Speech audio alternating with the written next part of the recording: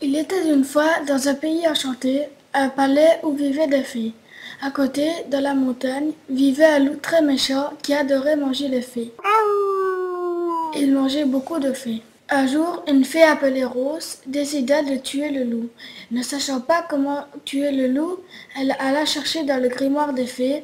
Il était écrit: Pour tuer le loup, il faut la rose magique. Mais attention, elle peut vous tuer. Seul le lutin enchanteur peut la toucher. Rose rangea le grimoire et partit chercher le lutin. Pour arriver chez lui, elle devait traverser une grande ville avec une grande rue.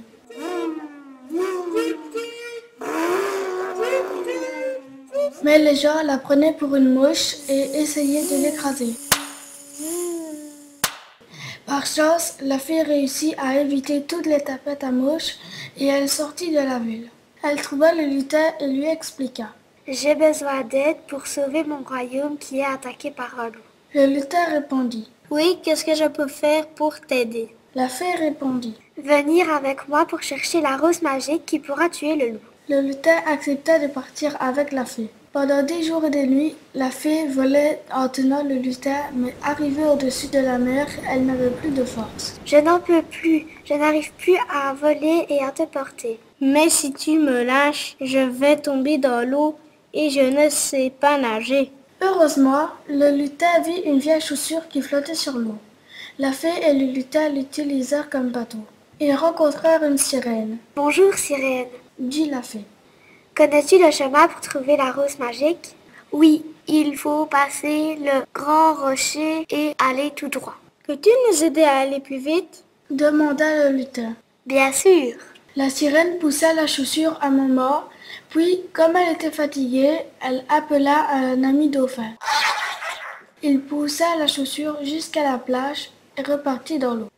Comme la nuit arrivait, le lutin et la fée entrèrent dans un vieux moulin, mais ils n'avaient pas vu qu'un chevalier, ami du loup, était caché dans le moulin.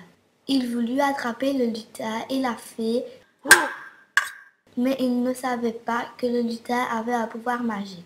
Son chant endormait les gens. Frère Jacques, dormez-vous, sauvez les matines. Le lutin chanta et le chevalier s'endormit. La fée et le lutin s'enfuirent. Ils passèrent la nuit sous un grand rocher. Le lendemain, ils volèrent jusqu'à la rose magique.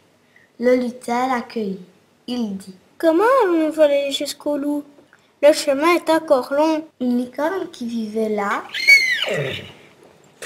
l'entendit et accepta de les transporter jusqu'à la grotte du loup. Je vais l'attirer puisqu'il aime le faire. Bonne idée, mais fais attention à toi. Le lutin posa la rose près de la grotte du loup. La fée vola au-dessus de la fleur. Le loup, attiré par l'odeur de la fée, sortit de la grotte. Il sauta pour manger la fée qui se bougea tout de suite. Le loup, dans son élan, croqua la rose au lieu de la fée. Il mourut tout de suite. Les fées du palais remercièrent le lutin et la fée Rose pour les avoir débarrassés du loup. Le lutin rentra chez lui et les fées vécurent en paix.